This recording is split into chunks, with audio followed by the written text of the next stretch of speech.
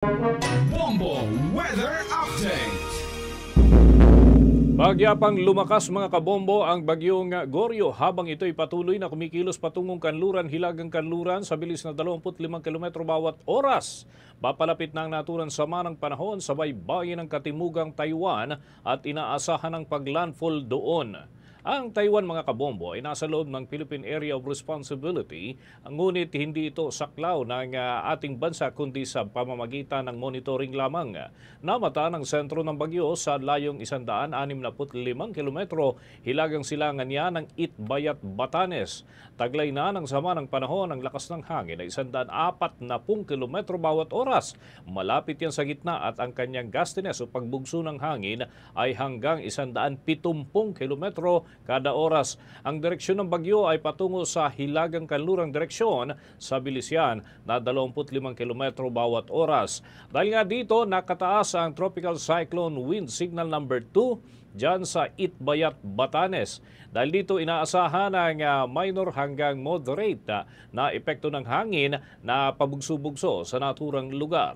Habang signal number 1 naman ang umiiral sa nalalabing bahagi pa ng lalawigan ng Batanes.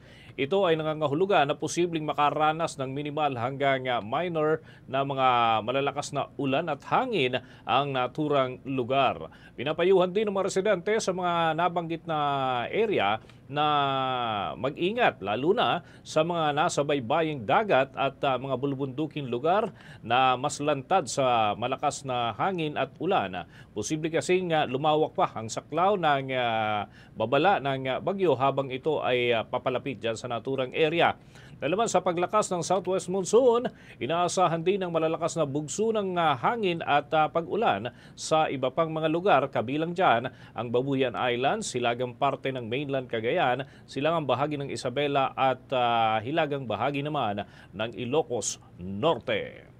For the most trusted source of news and information, visit our website at www.bomboradio.com. Follow us on Bombo Radio mobile app, Facebook, YouTube, TikTok, and X, formerly Twitter.